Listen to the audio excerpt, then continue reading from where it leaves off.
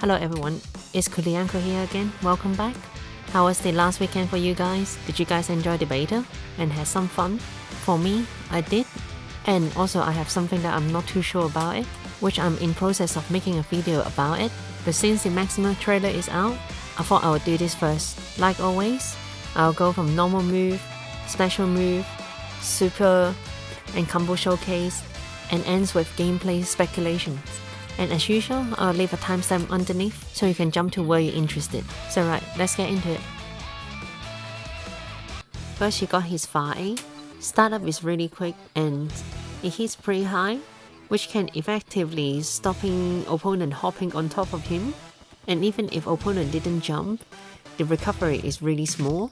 So it's a pretty safe move to use if you're not sure what is opponent gonna do. Although it doesn't hit crouching opponent, so use it with caution when the opponent is close to him. And his far C have the same startup as KOF 14, which is 13 frame. Compared to some of the other far hard button that got slowed down and still able to keep it in the same speed, which is a buff. It did have long guard point frame after startup during 14, so you can kind of use it as an anti-air or counter poke.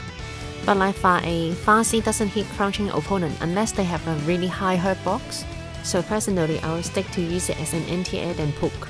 And one thing I have to mention as well, according to the source, his guard point frame was 4 to 10 frame, but in this trailer, he able to guard the far A even on 11 frame. So I assume that they might shift his guard point frame a little bit, which is something that we need to check when the game is out. And his far D also have guard point frame as well. Different to far C, startup is a bit slower, but it hits crouching opponent, which makes it a bit safer as a poke against short opponent on the ground. And as for down forward C, like his look, it is an anti-air move. It hits pretty high and have a quickish startup. And when it lands on airborne opponent, it gives juggle status that allows you to follow up. So with the potential reward, even though it doesn't have any invincibility or guard point, it's still going to be a really good anti-air. And due to the system changes on backdash, then you have counter hit property during the backdash animation. So if Maxima did down A to down forward C as an Oki, he's still going to be able to get a lot of damage out of it. So with down forward C existing and the backstep changes, I think his Oki is going to be quite scary. And you got his jump C here, which was a really good cross-up button in KOF 14. The only downside to it is it couldn't hit low-profile opponents, which I'm not sure that if they're going to change that, but nonetheless, it's still going to be a really good cross-up button. And its jump D is different to jump C, it doesn't cross up at all, but you can use it to punish opponent who tries to low-profile on jump C. And his standing CD have a slowish startup, but it does hit really high up, so you can use it really early to anticipate opponents jumping on him. It did have some guard point frame right before the hitbox being active, but I wouldn't rely on it due to how late the guard point frame started. And here we got his C throw, which actually I have nothing much to say about it, but on the last version of KOF 14, his close C have guard point start from 3 frame, which makes his C throw attempt really strong. And as for his Vapor Cannon, which is one of his core neutral move as well, it does hard knockdown on hit and it can cancel projectile as well. And on counter hit, it gives wall bounce that allows you to do extra damage after, which is actually really threatening. And even if opponent blocked it, and due to the pushback, it is practically safe on block. But do beware of opponent if they have meter or not, cause they can guard cancel for a roll and still manage to punish him after that. And here you got his EX Air Viper Cannon, which the EX version have armor frame from frame 1 in KOF 14, and both normal and EX version as an over-air attack as well. But compared to 14, the EX version doesn't do ground bound just like the normal version, which the reward is hugely toned down. But considering that he can use EX move anytime in KOF 15, and with a cost of only half a meter, it does make sense for the nerf. And for Blitz Cannon, it's an anti-air grab. It's pretty good against normal jump and super jump.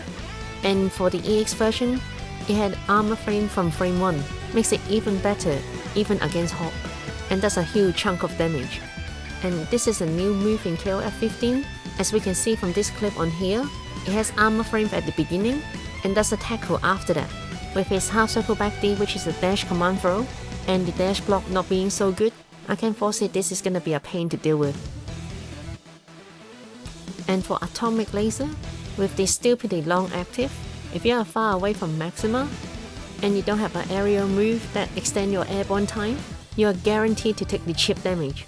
Cause even if you try to roll, it will catch the recovery on the end, which makes it a really good move to finish a round. In here we got a Farsi into double Viper Cannon, just to mainly show you the Farsi can be super cancelable, which you already can do in KOF 14. With Quick Max cost 2 bar now, it makes sense to use Farsi into normal double Viper Cannon when you have below 2 meter to punish some move. And here we got closer into the new move, just to show you that you can combo it from light attack and show how fast the startup is. So here we got Viper Cannon on counter hit and then down forward C into Blitz Cannon. Is to give you an idea of the potential of Viper Cannon on counter hit. And here you got EX double Viper Cannon into the new EX tackle, which gives hard knockdown, then uses the normal version of the tackle to get close, and do air Viper Cannon as an Oki to demonstrate what is the potential after EX tackle. And here is a practical combo from light attack that ends with EX Maxima press. In a way, is to confirm that Maxima press is still in the game, and it will kidnap you to the corner for some good set piece later on. And as for finale, you got a raw max combo here that ends in climax move. I've got nothing much to say besides that you know it's gonna do bad things. And that's about it for the analysis, and let's get into the speculation. A quick disclaimer. Before the speculation starts, the speculation is based on my experience on KOF 14, also the assumption based on the trailer and the changes that I can spot, which might be different to the final game. And once it's out of the way, let's get into it. Like in KOF 14, I assume Maxima in 15 is still gonna be really good at Abale playstyle. With his multiple moves that have guard point, he can turn disadvantage situation into his advantage. And with his new move that allows him to do gap closing without jumping and dashing in, which covers something that he was weak at before. And once he get close, he have multiple ways to open you up. Cross up, low, overhead, command grab, and after he gets a knockdown, and down A down forward C to able to stop you to even back dashing as well, and command throw as a complete 50-50 mix up if you tag roll on a soft knockdown. And with his damage hits like a truck, I really think that potentially he's gonna be a real threat. So if you want a character that can do many 50-50 with high risk, high reward, Maxima is gonna be your man for that. Well, that's about it for this time. While I'm still working on the review for the beta test, but Christmas is coming real soon. I'm not sure that if I can finish it on time. So in case I don't, have a good Christmas. Once again, thanks for watching. I'll see you guys soon.